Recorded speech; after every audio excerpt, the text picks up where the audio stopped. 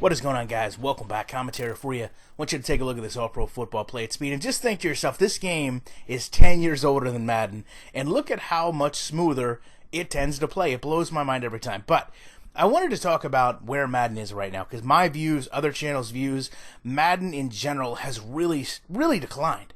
And the strange thing is, listen, unless you're a Browns fan or a Bills fan, you're probably pretty optimistic about the season starting. Week 3 is going to be upon us here. The Colts 1-1 today after beating the Redskins, so I'm super excited, right? And I want to play that NFL experience, but with Madden, it's really hard to play the game with the quality that it is right now.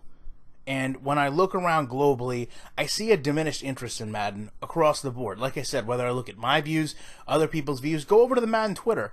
There are not people at the same level of interest today as there were just a month ago. And you kind of have to wonder why that is. You know, are people playing other games? Are people just done playing Madden? And if so, how odd is it that as the season starts, when your excitement should generally be at its highest, you're optimistic, the most high as it's going to get about how your team is going to perform, kind of blank slate on everything, you should want to go in and have that NFL experience, and you can really only get an NFL gaming experience from Madden.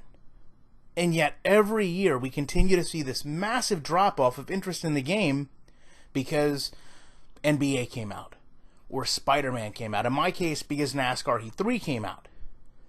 And I know I put up the content. I know a lot of you don't watch it, and that's okay. You don't have to watch everything I put out. I'm going to still do football games. But here's the thing. It was kind of almost refreshing for me to see a game like NASCAR Heat 3 come out where I can work on a setup for 45 minutes and I can go be in the top 200 players in the country.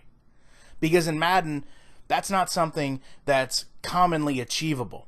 With Madden, you go buy an ebook from one of the best gamers. They teach you some exploits, glitches, and money plays. And unless you know them, you're going to rage quit. In fact, Madden is really one of the few games I know that people will rage quit against the computer because the computer cheats them. It just doesn't seem to promote a fair and balanced game structure that's competitive and fun to play. It tends to overpower one side to the next. It makes you feel like you're not in control of what's going on. And in my opinion, it's not a very deep franchise mode to continue to keep you interested. If someone's still playing long shot, I've said this in multiple videos, I don't see the long shot channels.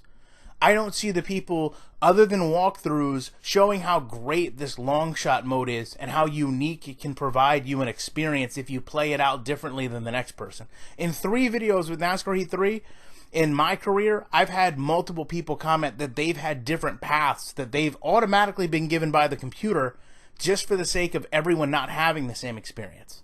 And it is frustrating to cover Madden for so long, to be in that Madden vacuum, if you will, to branch out into other games and see not just how they do things differently, but to be quite honest, how they do things better. And I think that's really what it boils down to. There's so many games that do things better than Madden, that Madden is so far behind the times that it has a very small window, and maybe that's why they pushed it up this year. Such a small window to be really engaged with the gamer, that if they don't take the maximum advantage of that, they're not going to be able to maximize the profits they have. Love to know what you guys think about this. Appreciate you checking it out. I'll be back very shortly with more commentary.